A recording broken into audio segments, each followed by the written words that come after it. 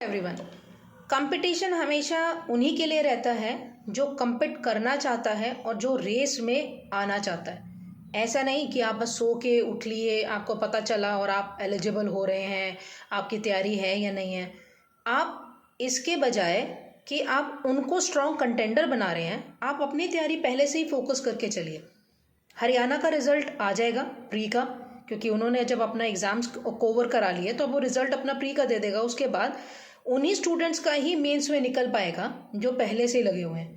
अब इसी को देखते हुए राजस्थान वालों ने भी अपना नोटिफिकेशन आउट कर दिया। राजस्थान के मुताबिक यहाँ पर जो एलिजिबिलिटी आ जाती है वो स्टूडेंट जो है बैचलर ऑफ लॉ है किसी भी यूनिवर्सिटी से जो कि लॉ इंडिया के अंदर एस्टैब्लिश है, वहाँ से अगर ये रिकॉग्नाइज्ड है अंडर एडवोकेट्स एक्ट 1961 में, ऐसा बंदा एलिजिबल है। दूसरा, यहाँ पर एज क्राइटेरिया है वो स्टूडेंट 21 ईयर्स से ऊपर 40 ईयर्स से नीचे का होना चाहिए। अब क्वेश्चन आ जाता है कि इसमें सिलेक्शन प्रोसेस क्या रहेगा। एज यूजुअल जैसे बाकी स्टेट्स कंडक्ट कराते हैं, preliminary, mains and then interview. Exam का फीस क्या रहेगा यहाँ पर। जनरल कैटेगरी को अगर आप बिलोंग करते हैं इट वुड चार्ज 1000 रुपीज़। अगर ओबीसी ईडब्ल्यूएस से हैं तो 750 रुपीज़ है। SC ST PWD से हैं तो यहाँ पर 500 का चार्ज उन लोगों ने रखा है। वैकेंसी डेट जो है 29 Feb 2024 को आ चुका है। Last date of online application process अभी अनाउंस नहीं हुआ, लास्ट डेट अनाउंस नहीं हुआ, एग्जाम डेट अनाउंस नहीं हुआ। इसका मतलब कितना बढ़िया है उन लोगों के लिए जो हरियाणा को कम्पीट कर ही रहे हैं लेकिन अब वो राजस्थान में जाना चाहते हैं, तो आपके पास अब ये सुनहरा मौका आ चुका है अपने आप को झोंकने का।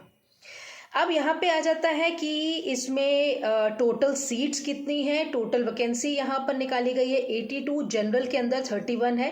9 पोस्ट विमेन के लिए रिजर्व किया गया, उन 9 में से 2 विडो के लिए रिजर्व्ड है। SC के लिए 13 है, 13 में से 3 विमेन के लिए रखा गया है। ST के लिए 9 पोस्ट है जिसमें से 2 के लिए रिजर्व्ड रिजर्वेशन विमेन के लिए रखा गया है। OBC में 17 है, 17 में से 5 विमेन के लिए है और उन 5 में से 1 विडो के लिए सीट रिजर्व्ड है। EWS से अगर आप बिलोंग करते हैं then there are 8 seats, 2 women के लिए रिजर्वेशन में है। MBC का अगर है तो 4 सीट है जिसमें से 1 वुमेन के लिए रिजर्व्ड है। एग्जाम का जो ड्यूरेशन रहेगा ये 2 घंटे का है। प्रिलिमिनरी एग्जाम की हम बात कर रहे हैं। टोटल मार्क्स 100 मार्क्स का है, टोटल क्वेश्चन 100 मार्क्स का है। जो इसको रिवॉर्ड किया जाएगा दैट इज +1, नेगेटिव मार्किंग नहीं है, good luck for that. Mains का जो पेपर है, जो सब्जेक्ट्स हैं वही आपके प्री के हिसाब से चलेगा। मेंस में यहाँ पर लॉ का जो पेपर है वो पेपर 1 है, ड्यूरेशन यहाँ पर 3 घंटे है, मार्क्स 100 है। पेपर 2 मार्क्स 100 है, ड्यूरेशन 3 घंटे है। लैंग्वेज पेपर 1 है, Hindi 50 marks, duration 2 hours. Same Hindi का यानी कि पेपर 2 जो आ रहा है यहाँ पर 50 मार्क्स 2 आवर्स का। नेक्स्ट इंपॉर्टेंट क्वेश्चन, सिलेबस क्या है। पेपर 1 जो अगर हम लोग मेंस के हिसाब से बात करें, जैसे मैंने पहले भी कहा कि दोनों मेंस के जो सिलेबस है वही आपका सिलेबाई प्री के हिसाब से भी रहेगा। CPC है, लिमिटेशन है, एविडेंस है, कॉन्स्टिट्यूशन है, TPA है, SRA है, कॉन्ट्रैक्ट है, राजस्थान रेंट कंट्रोल एक्ट 2001 का है, इंटरप्रिटेशन है, ऑर्डर, जजमेंट, राइटिंग है आपका। पेपर 2 बात करता है आपका CRPC, Indian evidence act, IPC, negotiable instrument act, juvenile justice care and protection of children act 2015 का है, प्रोबेशन ऑफ ऑफेंडर्स एक्ट 1958 का है, protection of women from domestic violence act 2005 का है, indecent representation of women prohibition act 1986 का है, protection of children from sexual offences act 2012 का है, sexual harassment of women of work place prevention prohibition and redressal act 2013 का है। Lastly आ जाता है framing of charges and judgement writing.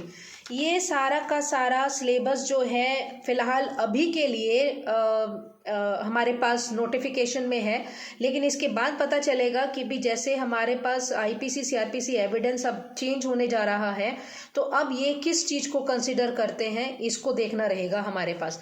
अब यहाँ के हिसाब से ये रहता है कि जो भी स्टूडेंट्स अपने आप को चाहते हैं कि भी हम राजस्थान में एक पोस्ट को हासिल करें, उसके लिए आपके पास बहुत अच्छा टाइम है कि आप अभी से ही अपनी प्रिपरेशन स्टार्ट कर दें। Good luck, have a nice day, bye bye.